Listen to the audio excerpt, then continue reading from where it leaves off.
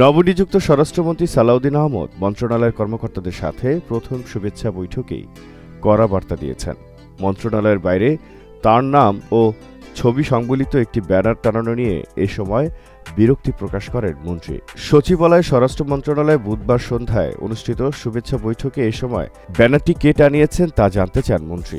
এ প্রসঙ্গে তিনি বলেন, আমরা যারা রাজনীতি করি তাদের জন্য ব্যানার টানার থাকতে পারে, কিন্তু কর্মকর্তাদের পেশাদারিত্ব বজায় রাখতে হবে। অফিসাররা অফিসারদের মতো থাকবেন, এই ধরনের কাজে জড়াবেন না।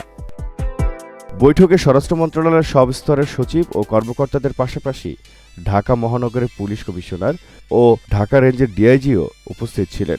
বৈঠকে মন্ত্রী পুলিশ বাহিনীর চেইন অব কমান্ড বজায় রাখার বিষয়ে কঠোর নির্দেশনা দেন। তিনি বলেন, কোনোভাবেই পুলিশের চেইন অব কমান্ড ভাঙা যাবে না।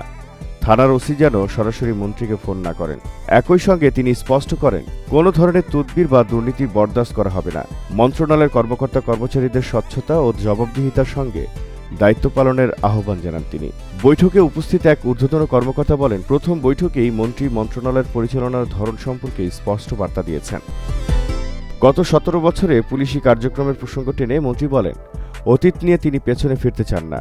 তিনি নিজেও নির্যাতনের শিকার হয়েছেন উল্লেখ করে স্বরাষ্ট্রমন্ত্রী বলেন, এখন সামনে এগিয়ে গিয়ে স্বচ্ছতা ও জবাবদিহি নিশ্চিত করাই হবে প্রধান লক্ষ্য। কাজের মূল্যায়নে তিনি বিশ্বাসী বলেও জানান। সড়কে জনগণের ভোগান্তির বিষয়ে মন্ত্রী গুরুত্ব আরোপ করেন। তিনি বলেন, মানুষকে দুর্ভোগে ফেলে কোনো কর্মসূচি গ্রহণ করা যাবে না। প্রয়োজনে রাস্তার এক লেন চালু রেখে কার্যক্রম পরিচালনার বিষয়টি বিবেচনায় রাখতে হবে। জনগণকে অযথা ভোগান্তিতে ফেলা যাবে না। নবনিযুক্ত স্বরাষ্ট্রমন্ত্রীর আগমন উপলক্ষে তাঁকে স্বাগত জানিয়ে মন্ত্রণালয়ের কর্মকর্তাদের টানানো ব্যানার, ছবি আজকের পত্রিকা। কর্মকর্তাদের রাজনৈতিক মতাদর্শ প্রসঙ্গে স্বরাষ্ট্রমন্ত্রী বলেন, ব্যক্তিগতভাবে যার যার মত থাকতে পারে, কিন্তু দায়িত্ব পালনের ক্ষেত্রে তা যেন কোনোভাবেই প্রভাব না ফেলে। মনেরটা মনে রাখবেন, কাজ করবেন মানুষের জন্য। কথায় কথায় সড়ক অবরোধ করে দাবি আদায়ের চেষ্টা প্রসঙ্গে স্বরাষ্ট্রমন্ত্রী বলেন, মব করে রাস্তা বন্ধ করার সুযোগ আর থাকবে না। অতীতে যা হয়েছে তা হয়েছে, এখন থেকে আইন অনুযায়ী ব্যবস্থা নেওয়া হবে, তবে অতিরিক্ত বল প্রয়োগ করা যাবে না। বৈঠক শেষে সাংবাদিকদের মুখোমুখি হন স্বরাষ্ট্রমন্ত্রী। এ সময় তিনি বলেন, দেশে দাবি আদায়ের নামে কোনো ধরনের মব কালচার সহ্য করা হবে না। দাবি দেওয়া থাকতেই পারে, তবে তা যথাযথ প্রক্রিয়া উত্থাপন করতে হবে। মিছিল সমাবেশ করা যাবে, গণতান্ত্রিক কর্মসূচি চলবে, কিন্তু মহাসড়ক অবরোধ বা বিশৃঙ্খলার সৃষ্টি বরদাস্ত করা হবে না। পুলিশ বাহিনী সম্পর্কে সালাউদ্দিন আহমেদ বলেন, স্বরাষ্ট্র মন্ত্রণালয় বলতে সাধারণ মানুষ মূলত পুলিশকেই বোঝে। পুলিশকে জনগণের বন্ধু হিসেবে গড়ে তুলতে হবে এবং অতীতে ক্ষুণ্ণ হওয়া ভাবমূর্তি পুনরুদ্ধারে কাজ করতে হবে। মন্ত্রণালয়কে দুর্নীতিমুক্ত রাখার নির্দেশনা দিয়ে তিনি বলেন, একটি সম্পূর্ণ দুর্নীতিমুক্ত মন্ত্রণালয় গড়ে তোলা হবে। বাহিনীর মধ্যে কেউ অপরাধে জড়িত থাকলে দ্রুত তদন্ত করে ব্যবস্থা নেওয়া হবে।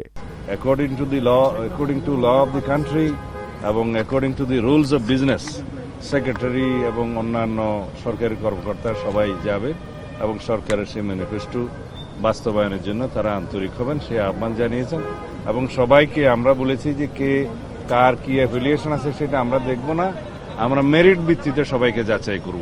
আইজিপি সহ পুলিশের কয়েকজন ঊর্ধ্বতন কর্মকর্তা বৈঠকে উপস্থিত না থাকার বিষয়ে সাংবাদিকদের প্রশ্নের জবাবে স্বরাষ্ট্রমন্ত্রী বলেন, তাঁরা আগে দেখা করে গেছেন এবং অন্য কাজে ব্যস্ত ছিলেন। আইজিপি পরিবর্তনের বিষয়ে কোনো সিদ্ধান্ত হয়েছে কিনা এমন প্রশ্নের জবাবে মন্ত্রী সরাসরি কোনো মন্তব্য করেননি।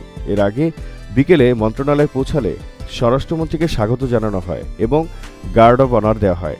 সকালে সাবেক স্বরাষ্ট্র উপদেষ্টা লেফটেন্যান্ট জেনারেল অবসর জাহাঙ্গীর আলম চৌধুরীর নামফলক সরিয়ে নতুন স্বরাষ্ট্রমন্ত্রী সালাউদ্দিন আহমেদের নামফলক স্থাপন করা হয়। মন্ত্রণালয়ের প্রবেশপথ, করিডর ও সংশ্লিষ্ট দপ্তরগুলোয় পরিষ্কার পরিচ্ছন্নতা ও সাজসজ্জার কাজ সম্পন্ন করা হয়। দুনিয়া ডিজিটাল। প্রিয় দর্শক, আমাদের এই চ্যানেলটি যদি আপনার ভালো লেগে থাকে তাহলে অবশ্যই লাইক, কমেন্ট, শেয়ার এবং সাবস্ক্রাইব করে আমাদের পাশে থাকুন। আপডেটেড প্রতিটি মুহূর্তে দুনিয়া digital, world news meets truth.